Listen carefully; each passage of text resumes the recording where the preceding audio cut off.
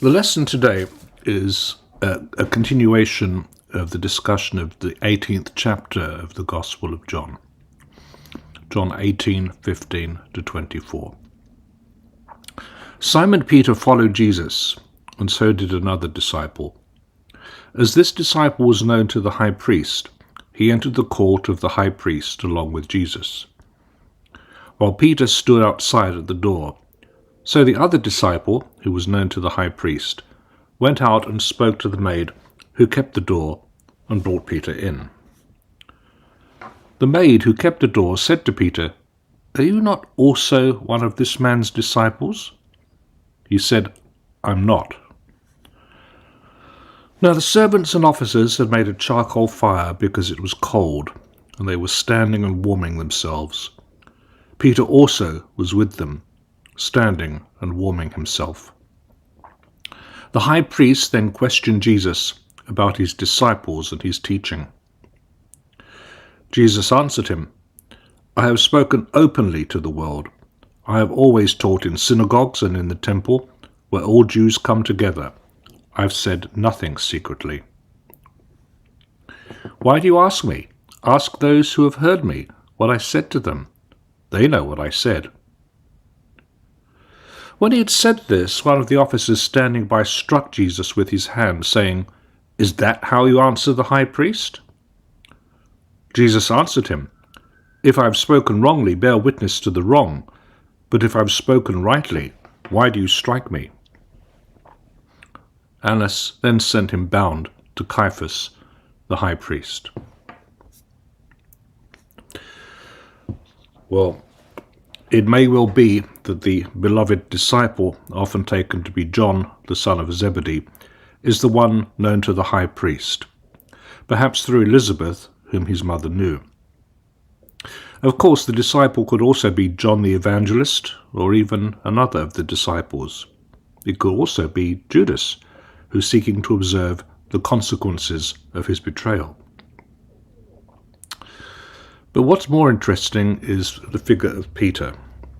Peter enters the courtyard of Annas, probably at the invitation of the servant woman, who treats Jesus with scorn. And we might ask ourselves why Peter went this far.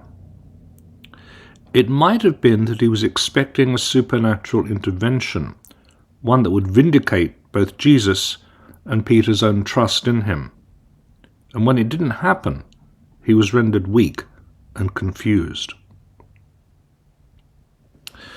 Unlike the synoptic authors, John separates the three denials of Peter.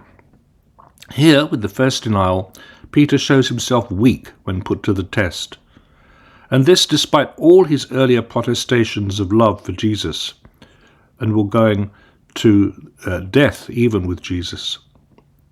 We well remember Jesus in the Sermon of the Mount giving the Lord's Prayer, which has the important clause, "Do not put us to the test." Here we see what happens if one is put to the test. The other denials occur at verses 25 to 27. And we remember also that the threefold denial of Jesus has been foretold by Jesus back in John 13, verse 38. The maidservant presumably knows that John is one of Jesus' disciples, and she lets him in. We notice that he doesn't deny Jesus as Peter does. We'll also note that Jesus says, "I am," several times in the Gospel, and in doing so makes a declaration of his divinity.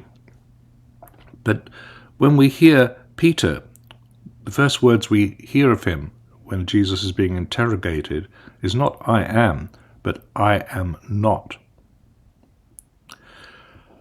We might wonder why the maid who's keeping the door identifies Peter with one of Jesus' disciples. And I suspect that the answer is that Jesus and Peter shared a Galilean accent, which would have associated him with Jesus. It would have been like having a country accent, or in America a southern accent, when one is on the East Coast around New York, Boston, or Charlottesville, somewhere like that. So Jesus is taken into the high priest and questioned about his disciples and his teaching. The high priest, the person called the high priest here, is Annas. He is the former high priest, but he's still called high priest as a courtesy title, largely because of his willingness to associate with the Romans.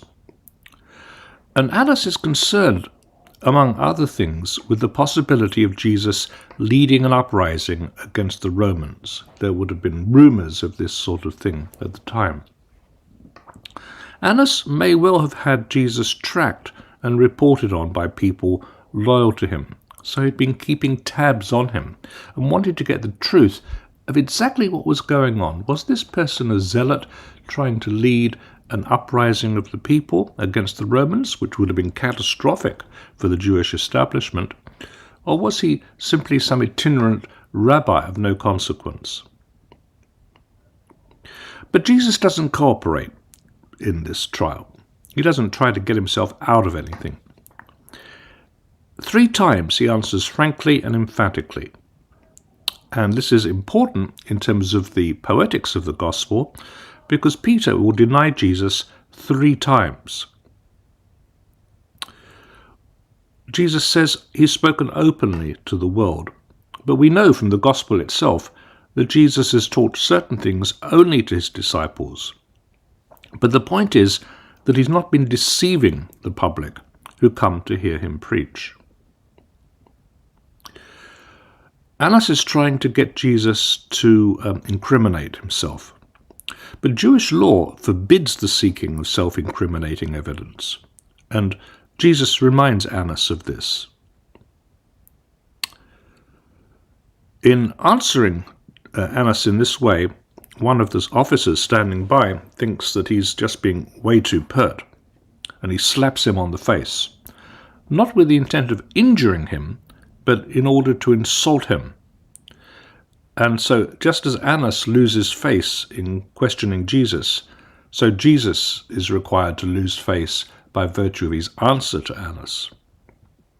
It was thought that Jesus was showing disrespect to the former high priest by reminding him of the law.